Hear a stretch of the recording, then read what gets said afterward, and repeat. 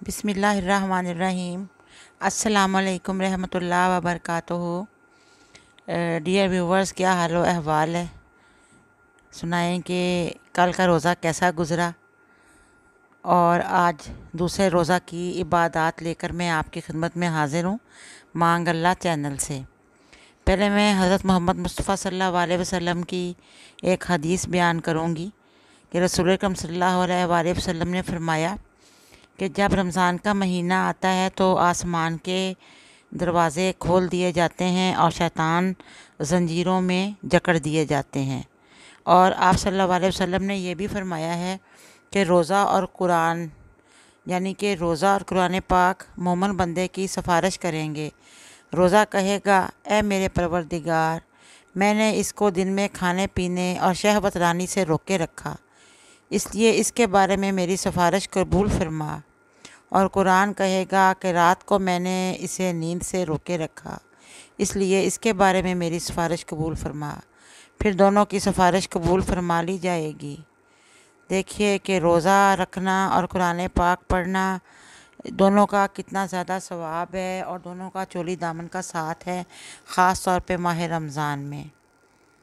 تو اب میں آپ کو دوسرے روزہ کی عبادات کے متعلق بتاتی ہوں۔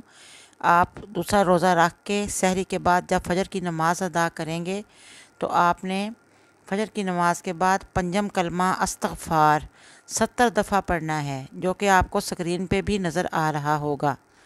اور اس کے بعد نماز ظہر کا جب ٹائم ہوگا کچھ دیر آرام کریں، پھر ظہر کی نماز پڑھیں، اور ظہر کی نماز پڑھنے کے بعد سورۃ فاتحہ جو ہے الحمدللہ رب العالمین الرحمن الرحیم، جو قرآن پاک کی پہلی سورۃ فاتحہ ہے، اس کو آپ نے 40 بار پڑھنا ہے بعد نماز ظہر۔ اور بعد نماز عصر جو درود ابراہیمی ہے، جو ہم نماز میں پڑھتے ہیں، اللہم صلی علی محمد و علی آل محمد کما صلیت علی ابراہیم و علی آل ابراہیم انک حمید مجید، اللہم بارک علی محمد و علی آل محمد کما بارکت علی ابراہیم و علی آل ابراہیم انک حمید مجید۔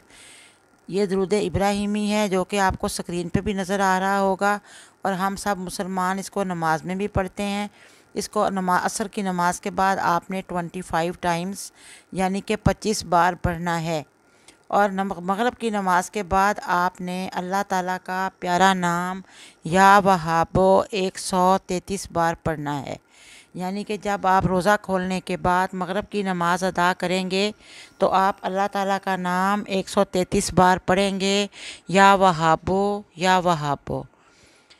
یہ مالی تنگ دستی بھی اس نام سے حل ہوتی ہے، اور اللہ تعالیٰ کی ذات جو وہاب ہے، اس کا وہ اپنی مخلوق کو اس انداز میں نوازتا ہے کہ اس کا کوئی ثانی نہیں۔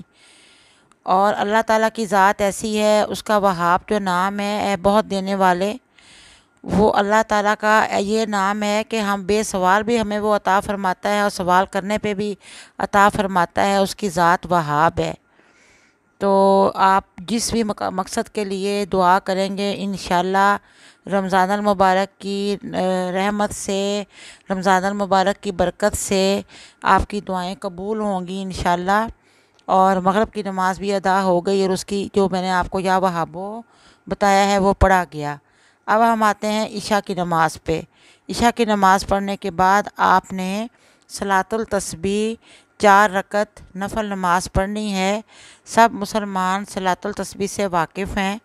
صلاۃ التسبیح آپ نے پڑھنی ہے عشاء کی نماز کے بعد، کیونکہ اس صلاۃ التسبیح کا یہ ہے کہ سمندر کی جھاگ کے برابر بھی کسی انسان کے اگر گناہ ہیں تو اللہ تعالیٰ معاف فرما دیتے ہیں، اور جس نے زندگی میں ایک بار بھی صلاۃ التسبیح پڑھ لی اس کی بخشش ہو جائے گی۔ عشاء کی نماز کے بعد صلاۃ التسبیح ضرور پڑھ لیجئے دوسرے روزے میں۔ ویسے آگے پیچھے بھی پڑھتے رہیں تو اپنی ہمت پہ ڈیپینڈ کرتا ہے، تو اس کا ثواب ہی ثواب ہے۔ تو اب میں آپ سے اجازت چاہوں گی۔ اللہ حافظ، پھر ملاقات ہوگی انشاءاللہ۔ صلی اللہ علیہ وآلہ وسلم۔